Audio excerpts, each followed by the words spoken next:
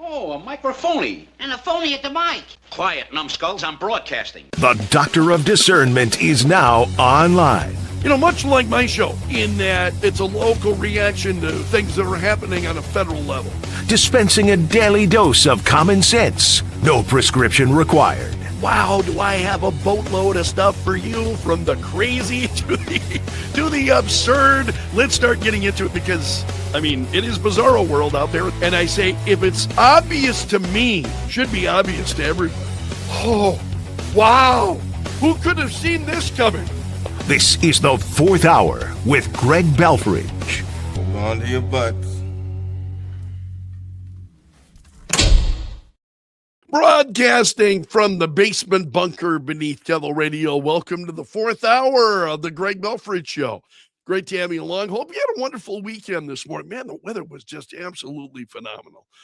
Updates on what's going on in the search for Nancy Guthrie. The armed suspect seen wearing the mask and gloves in the doorbell camera footage on the night of his disappearance bought items from Walmart. Walmart has provided investigators with records of all purchases made of the black Ozark Trail Hiker backpack, which he was wearing in the Nest camera video that was out there. So the sheriff in Pima County, Arizona, said the backpack, one of the most promising leads that they have in the case. So this is new information. This wasn't out there earlier this morning. So the company has pulled data on all online and in-store purchases of the backpack over the past several months, and they're looking into this. Walmart also working with the FBI for records of people who bought ski masks. So Walmart is a focus. The guy, apparently that backpack came from Walmart. So whether or not they're able to find any information then from Walmart remains to be seen. Let's go to the president's account on True Social. The president said earlier, this was about an hour ago, President Trump was responding then to Nicole Parker, he said, who was on Fox, and he said she's doing a great job of explaining the Nancy Guthrie investigation. Others also working so hard with such expertise and knowledge. Hopefully there will be a positive result. I think many of us are hoping for that. The president also talking about the Board of Peace. He says they have unlimited potential, and he released a plan for the permanent end to the conflict in Gaza. And he went on to talk about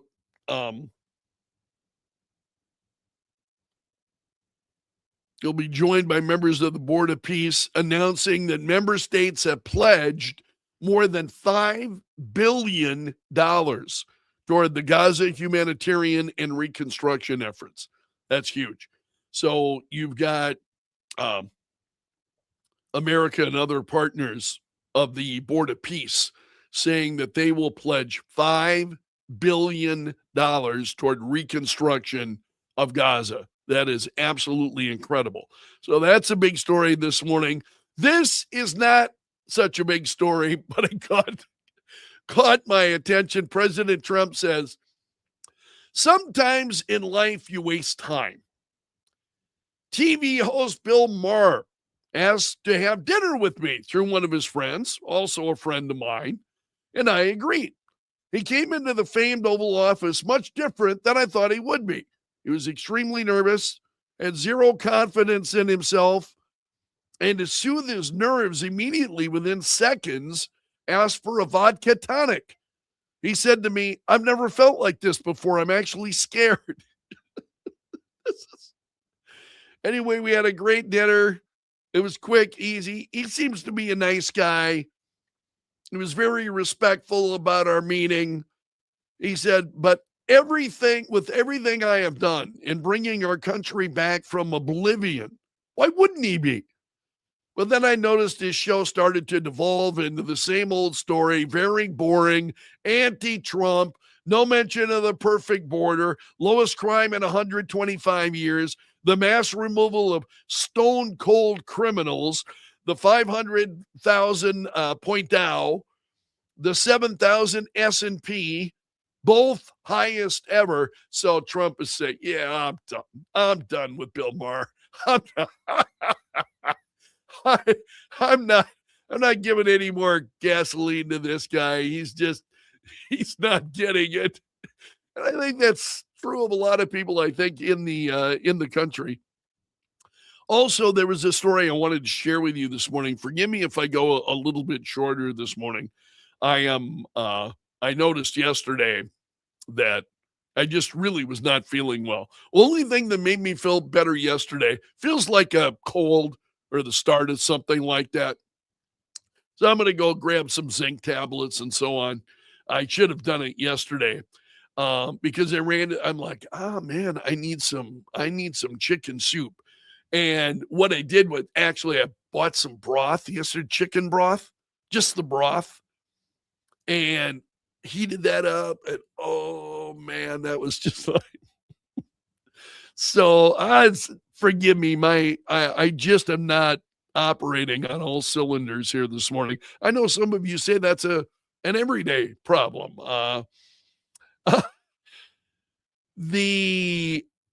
There's a story at foxnews.com. Trump administration weighing getting involved in the case of a protester who was fined for burning a Quran outside of the Turkish consulate in London. Prosecutors in the UK he was convicted of burning it, and then a judge overturned the conviction, and now UK prosecutors are back in court. They want a higher court to overturn the conviction. And so this is 51-year-old man. He's got refugee status. He is of Armenian Kurdish descent. He'd initially sought asylum in the UK from Turkey, where he said Islamic extremists destroyed his family's life. He was jailed there for protesting Islamist governance. So he went to the Turkish consulate. This is in February of last year. He went to the Turkish consulate in London, set fire to a copy of the Quran while shouting slogans including Islam is the religion of terrorism and F Islam. And then he was attacked by a passerby who chased him with a knife, kicked him, spit on him. That man received a suspended prison sentence after he was convicted of assault. But this man was charged with harassing the religious institution of Islam, and he was convicted. So the conviction, though, overturned. Judge ruled that while burning a Quran was desperately upsetting and offensive to many Muslims, the right to free expression must include the right to express views that offend, shock, or disturb. I tend to believe that here in this country as well, that your right to expression, I see a lot of things that are very disturbing to me. But short of if you're not breaking the law, you've got a right to do them. Burning the American flag would be an example. Or if you were burning the Bible, if you were burning the Christian Catholic, Bible, similarly offensive, but, allowed. And this is the case that he's making. And so now British prosecutors want to reverse the conviction at London's High Court, saying that if the appeal goes against him, he may be forced to flee the country. And so the Trump administration is considering as to whether or not to bring this guy into the United States because he can't find, it looks like he may not be able to find true freedom in Europe. Would the Trump administration allow him to be able to reside in the United States? Fascinating story. I think it's very upsetting when you see some of the things that are happening when it comes to free speech over in the UK. They're not strong supporters of freedom of speech. And that's why I wanted to point you to that case. I think Fox News is where I'd found that. Also, the Trump administration responding to a citizen petition calling for a regulatory overhaul of ultra-processed foods. Robert F. Kennedy Jr. talked about this on 60 Minutes last night. And he said, we will act on David Kessler's position. He's the one who brought the petition. He's the former chief of the FDA, calls on the agency to no longer classify sweeteners, including corn syrup, as generally recognized as safe. Yeah, corn syrup, I think, has been troubling to a lot of folks. And he says the questions that he's asking are questions that FDA should have been asking a long, long time ago. Says there's no way for any American to know if a product is safe if it's ultra-processed. Processed foods, I think, have been concerning Americans for a very long time. And Kennedy was talking about it last night on 60 Minutes. Also, yesterday, Republican Representative Thomas Massie was on the Sunday shows. In the words of the president, this guy's a real loser. Massie is. He was talking about Pam Bondi and the way she's conducted herself over the Department of Justice's release of files. And Massie saying, I don't think she did very well. He's got it in for Pam Bondi. He don't like Pam Bondi. Massie doesn't. And so he said she came with a book full of insults, one for each congressperson. She obviously had one for me, he said. She wasn't confident enough to engage in anything but name calling in a hearing. No, that's not true. That's not true. She was responding to the BS that was coming from Democrats and Thomas Massie, the lone Republican who was acting like an idiot. So this is a bit much. So he's out there. He called, he's just got a lot of critical comments about Pam Bondi. And I think I understand that. I'm open to that. I know people have criticisms of the Attorney General, and I'm certainly open to hearing those. Whether it's Pam Bondi, whether it's Christine O, or whether it's any other member of the administration, certainly open to it. Thing about Thomas Massie is the guy's not likable, and I don't trust him. I just absolutely do not trust Thomas Massie. I don't trust a word that comes out of his mouth. He's not somebody I'm going to look to for any kind of, as a Republican. He's a Republican. He's not somebody I'm going to be looking to for any kind of guidance whatsoever.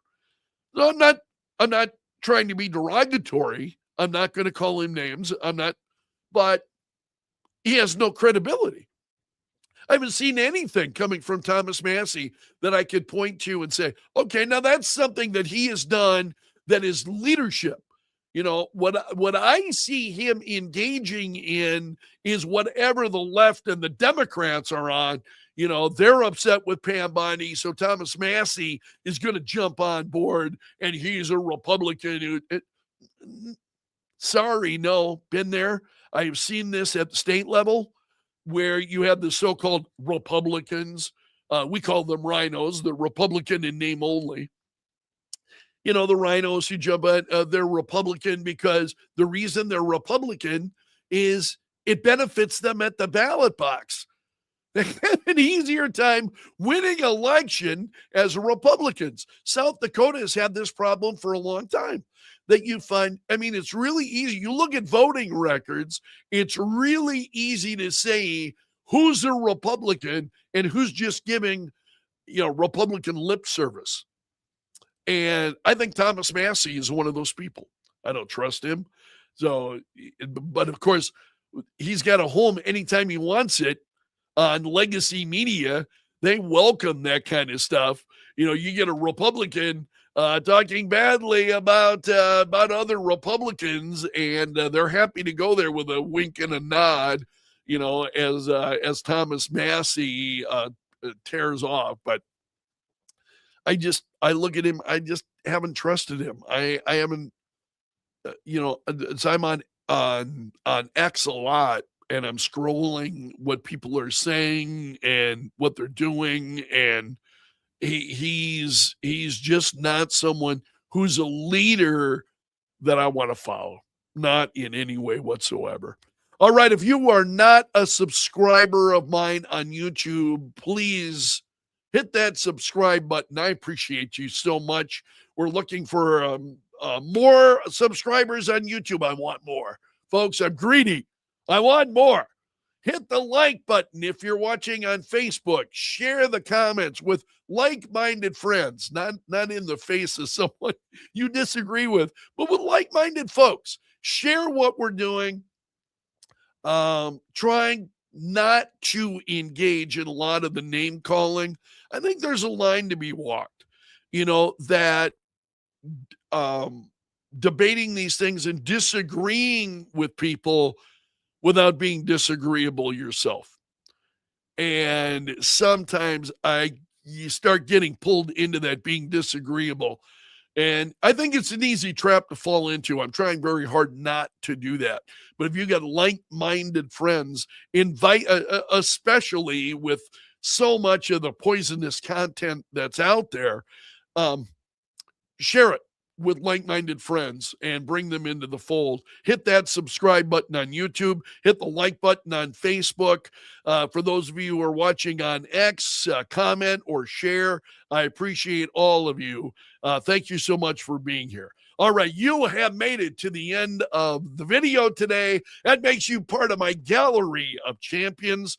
We always throw a salute to the Bunker Brigade. Those are the folks that are very active on YouTube, and I love watching your discussions. Don't agree with all the comments. We had some known leftists to me, folks that I know through years at the radio station, who have found me now on YouTube. Oh yeah, and you notice they never have anything. They can never speak to the issue. It's always personal. Can never speak to the issue. It's always personal. So for those of you, especially on YouTube, because that's where that happens, I'm on Facebook. I'm a lot better. I'll delete those people. You're gone. You're out of there. I don't care. So I don't tolerate it on Facebook. But on YouTube, it's open to everybody. I don't waste time. Those who think they can come in and first of all, I'm not looking at comments as I'm doing this. I mean, you see me looking at the camera. I'm looking at you, speaking to you. I will look at the comments afterwards. I don't look at them generally as I'm going. So when people come in and they want to do that, doesn't deter me. Some of them, I know who they are, and I don't give a crap less as to what they think. That they are just, some of them, hateful folks, and I don't waste time with it. And I don't suggest that you do either. Just let them bark at the moon, baby. Bark at the moon. All right, let's leave it there. Until tomorrow, my friend. Hope to see you then. I'm underground and gone.